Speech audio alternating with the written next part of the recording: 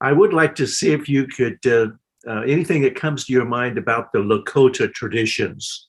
That's always Okay. something that is, as you can kind of tell, I'm a Rainbow Eagle and I am Okla Choctaw. Yes. Our old name is Okla, which means people.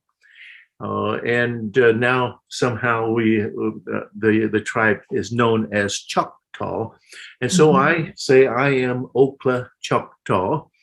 And certainly my mother was white and my father was full blood Okla Choctaw. So that makes us kids one half. Uh, Yeah, yeah. and Well, the same. My mother is Sichangu Lakota. The Sichangu is a band of the Lakota Nation, uh-huh. and up in South Dakota. And my father is from the Philippine Islands. He's from the village of San Esteban in Ilocos Sur, which is in the on the northern tip of the big island of Luzon.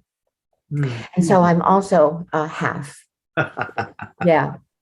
And this I is love getting it. this is getting too much, I know. I'm not And sure I can handle this, but go ahead. a lot of Native Americans, they wear these FBI hats because they're all proud that they're full blood Indian. And so my kids felt bad because my two older children are Irish, Lakota, and Filipino. My my two youngest children are uh, let's see, Mexican, Filipina, Lakota. And they always go, well, we're not full blood anything. I said, yes, you are. You're full blood indigenous because we were all indigenous in the beginning times. Yeah. Okay. Yeah, I can't say that enough. But so talk about what now? Did Well, you say? yeah, let's talk about the Lakota traditions around the Humbleisha, the Vision Quest, because that's kind of a transition, or it's getting ready for, lots of times it's used for getting ready for the Sundance. Yes. I wanted to see if anything occurs to you as to what you might want to tell people about that experience. Any, Uh-huh. yeah, or whatever Mhm. comes to your mind is education. That's what this is for. Okay. Well, I believe that I probably did only a NIPI ceremony for somewhere between 8 and 10 years. Mm-hmm. But I've always been to the other ceremonies to support. When you go, you're a support person, and you do whatever you need to do to help out, especially if you're there to support a person. Um, and so I remember I was being drawn that way. And I remember um, talking to Spirit when I was in the lodge. And I remember saying, how will I know when I'm ready? And Spirit said, you don't have to even think about it. And you don't have to worry about it. Because when you are ready, you will know. And these things will always be here for you. So the message that I got was there's no pressure, there's no hurry. You move along and Spirit will nudge you and let you know when you're ready. So that happened for me. And so then I went on my first Hamblecha in at oh God, I can't even Bear Butte. I went to Bear Butte, and that's where I did my first Hamblecha, but I didn't like it. I would have loved it, when back before uh, they turned it into some kind of an amusement park. One of the largest bars in America is there. And there are non-native people all over the place. And they come there specifically to see if they can see people on the hill. I remember somebody pointing up at me. And it was so weird because, I don't know why we were put in the front, but people could go in the back to, they could circle around the whole thing and say, oh, look, there's another one. I hated that. I felt like a circus. It was a circus. So I never did go back there. You know, I'll go there for other reasons. We have a lot of family reunions there, but I never did Humbled there again. So the first time, because I like balance in my life, I had a female spiritual mentor and a male spiritual mentor. And that was important to me so that I could feel the balance of energies. We have a greeting in the Lakota language. We chozani, and we chozani means to walk in balance with the four aspects of self: the mental, physical, emotional, and spiritual.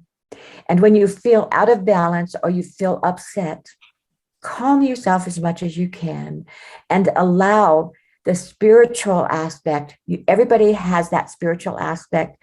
Allow that to lead the way. When you walk with spirit first, everything else falls into place. The mental, the emotional, the physical. It'll all fall back into balance.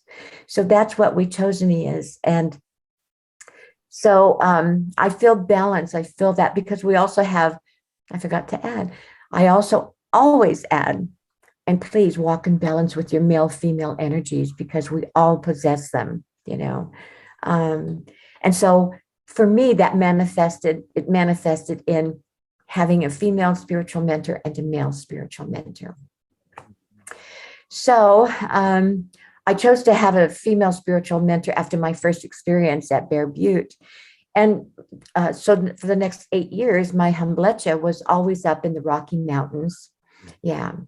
And it was a beautiful place to go, Hamblecha. In preparation for that, you have to opaje somebody, you have to offer somebody the chanupa, your pipe, to do whatever it is that you're requesting of them. And if they accept that chanupa, and it has to be loaded so you can smoke it together, you offer them the loaded chanupa, and if they accept it, the protocol is that there's nothing that can give them reason to back out of helping you. But they also don't need to accept it. If they choose not to accept it, because maybe they'll say, oh, we don't feel like you're ready, or we don't feel like, or they have prior obligations to something else, then that's when they will not accept your chanupa. But other than that, they will honor that chanupa. Sure. Mm-hmm. Mm-hmm. And I know people are curious about what we use in our chanupas, our sacred pipes, and only if we don't have other things available will we use tobacco. But generally, we have a blend that we use, and that would be chinchasha, which is the red willow. Sometimes people will put a little sage in it, mullein, and or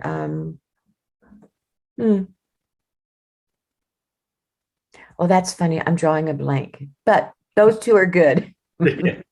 And so that's what we fill our chanupas with. I know some people will say, "Are you smoking that wacky tobacco again?" You know, and that's kind of like. Now, if a non-native person who didn't understand, I could get a little bit offended. But if it's another native person who knows that old thing, then we laugh. We can have a good time with it, you know, saying, oh, gee, they don't know what they're missing. Too bad. But you were curious about the red willow and how important that is to us. It's very important because we use the red willow to, let me think about this. We use the red willow branches to, when we're building our altar. Mm-hmm. And we use it for when we build our, the Inipi Lodge, we use it then. And we tie it together with cotton, either cotton cloth. I use red cotton cloth to tie all the branches together, or you can use 100% cotton string, as long as it's 100% cotton.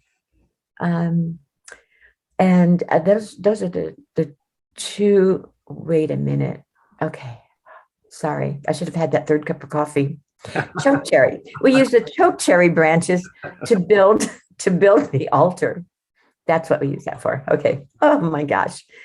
And so then that when we go to pick these things, we take a abalone shell with sage, and we'll burn sage before we do that. We'll, so we're purifying ourselves, and then when we start to pick, we clip it, and then after we clip it, but we let the plant know, the tree know what we're doing, and what we're using it for in a sacred manner, and then we doctor where we took the branch from. And we do that by mixing the ashes of the sage and cedar or cedar, and then we turn it into a paste, and then we doctor where we took the branch from with that. And so, that's this, that's the red willow for us. It's very important to us in many different ways, but especially in erecting, our sacred lodge. Mm-hmm. Yeah. Is there any story about how the Inipi came to be? Sometimes people say, "Well, how did the Inipi get started?" Well, do you know the story of the white buffalo calf pipe woman? Oh yes. Okay. Well, that's how it came to be. She brought us our ceremonies. She taught us our ceremonies. She brought them and taught them. But there was one more thing I was going to say about the, I don't know what it was. See, that's awful. Well, it's honoring our eldership, Yes, so thank you so much. I'm so glad. Oh my. So yeah. So we do, there's a progression. Like I said, I did a Nipi ceremony for 8 to 10 years. Mm-hmm. And then when I was finally moved in that way, then I opahied my female spiritual mentor to put me on the hill, is how we say it. Yes. And some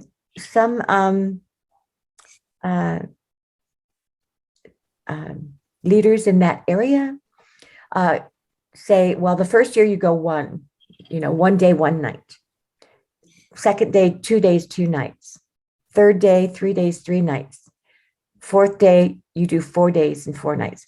Now, however, there are those leaders, those spiritual leaders that say, oh, no, we don't do that progressive stuff here. We do it the traditional way. You go up there for 4 days and 4 nights every year. And that's what I did, because that's how my spiritual teacher, female spiritual teacher, taught me. So, and the first day in every ceremony, the first door in an Inipi lodge, the first day on the hill, and the first day of Sundance, it's all similar. I would say maybe the same, because the first day in any ceremony is the day that you call the spirits. You call the spirits to come to be a part of the ceremony. So you sing welcoming songs and calling the spirits songs, and so then when you know that they're there, then that first round, that first day is completed. And then the second day is prayer day. Whether in the lodge, it's the prayer round. On Hamblecha, it's the prayer day. On Sundance, it's the prayer day. And then I want to clarify this, and it just popped into my head. Everything you hear is the red road according to Christinia Eala. Okay, and I'll tell you why pretty soon. So then the third day, I call it the day of death, because after 3 days and 3 nights, actually 2 days and 2 nights. On the third day, you're all starving to death. But towards the end of the third day, you're really in pretty bad shape, physically, but mentally, spiritually, everything is fine, really. And it's not that you're really near death. You just feel like, oh my God, if I don't eat, I'm going to die. If I don't get water, I'm going to die, because you don't take water or food while you're up there. And so I call it the day of death, but that's generally the day that, for me, the vision would come, or I would be visited by spirit. And that was almost always on the third day. The fourth day is you send the spirits away. You tell them, thank you for being here with me. Thank you for helping me. Thank you for giving me my vision to follow, for the year or for the rest of my life. And then you say, and then you send them away, and you send them away with song, and gratitude. And then it's over. But 4 days and 4 nights is pretty rigorous. And especially if you go from Hamblecha to Sundance, because before you sundance, or while you're sundancing, it's 4 days, no food, no water. While you're dancing, you talk about, but for some reason, it never feels like depletion. It feels like on the third day for me, I turn into an empty vessel. And it's the same way in Sundance, because I have prayed, I have cried, I have released anger, I've released judgment, I've released jealousy, I've released grieving, so many things, and I become an empty vessel. That's when spirit can come and work the magic and fill you up with the things that spirit needs you or wants you to know, and wants you to follow these good things that they give to you. So that's that third day. Then the fourth day, of course, is the day of Wopila, and you're full of joy, because especially if you're doing a healing inipi, that fourth round is welcomed, because those are they are probably the hottest ceremony that you can have, because they're healing an illness, and so then the fourth day of Hamdlecha, I told you, you're just so happy on that fourth day, because they're going to come get you. But I will say that when they take you up on the first day, they always do it just before sundown. They do it so that there's enough sun left to build your hochoka. Hochoka means the center of the earth. So anytime you're in your hochoka, you're safe. You're sitting in the center of the earth. And so that's the fourth day, is when they come and they disassemble your hochoka and take you down. And then you have a feast. And you have a feast following the last day of the Sundance as well. These are Wopila meals, which means thank you. You're full of gratitude to the Creator and Spirit for allowing you to participate in something so sacred. So they're called Wopila, and the Wopila meals and giveaways. You have to have a giveaway. It happens after a healing ceremony or any kind of ceremony, or even if it's just a health and help ceremony. Everybody brings like a potluck, and that's considered a wopila, because you always feed the spirits before anybody can touch the food. Well, some people will ask about something of a contrary. It's kind of a heyoka. Heyoka. You don't understand what that heyoka is all about. What would you tell them? Well, I would tell them, if I could think of it. Well, okay, let me put it this way. As I said, Sundance is extremely rigorous. People do suffer, but they're suffering for the people. They're suffering for the earth, mother, and the things that are happening in the world today. And they're dancing for the creator of all that is. It can be a very serious thing, people collapse, and especially the men when they're getting pierced and stuff. Um, and so the people who are the supporters are under the arbor, and the relatives of the person who is getting pierced may start crying, may just feel some kind of way. And so during the heaviest moments, the heyokas will come out.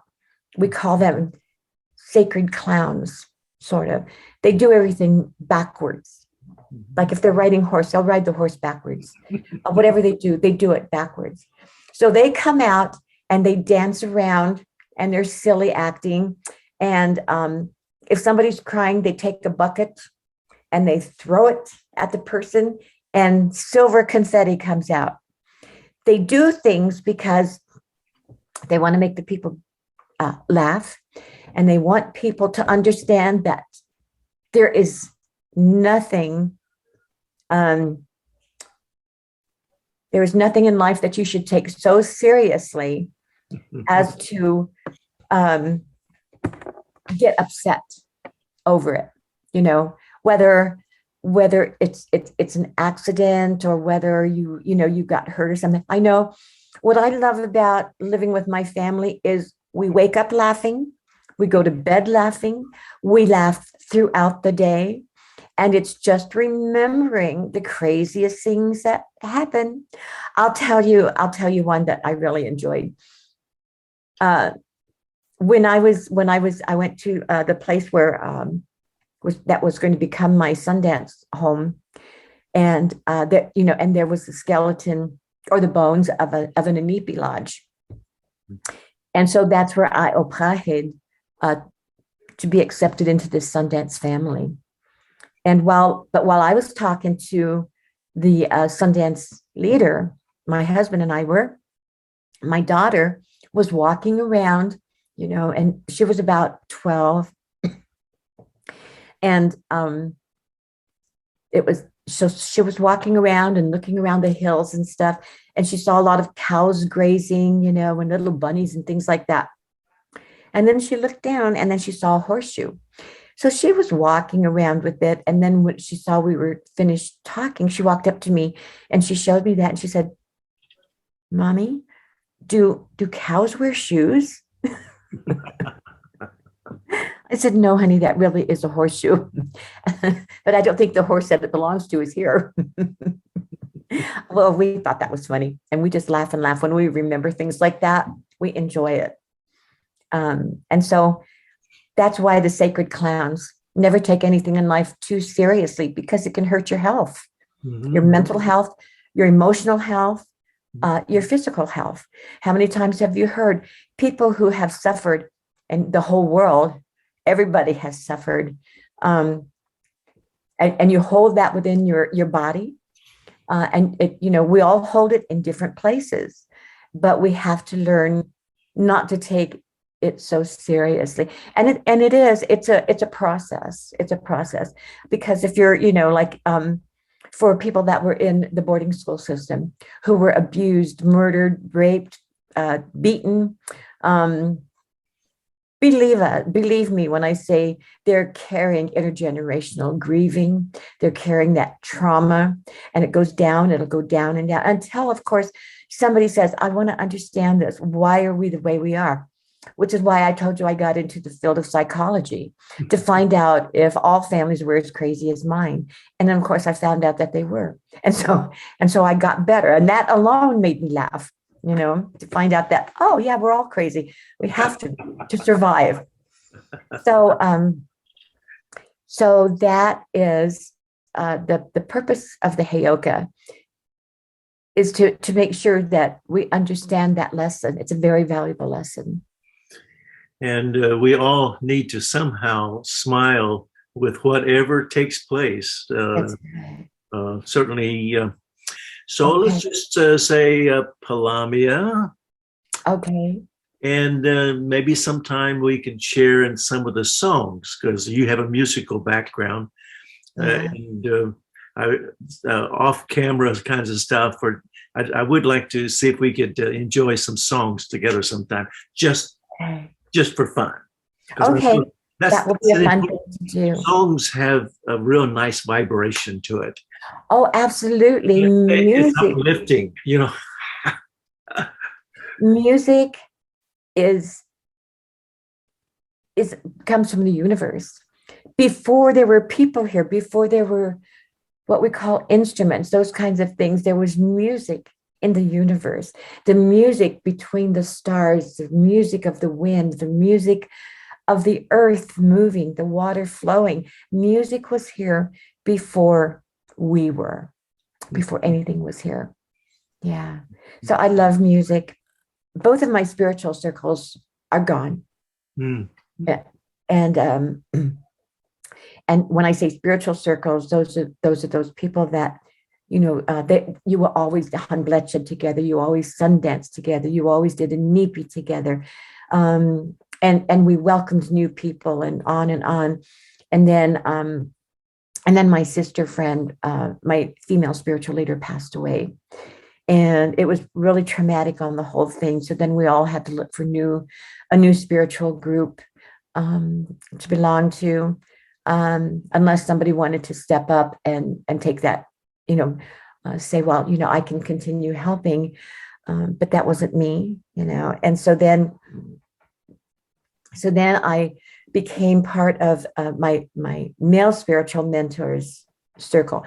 I was a part of both circles, but most of the time I spent, well, not most of the time, actually, I guess it was a good balance, because I spent as much time with his circle as I did with her circle, because he was highly traditional, and so he taught me a lot of different things that he said that was a traditional way.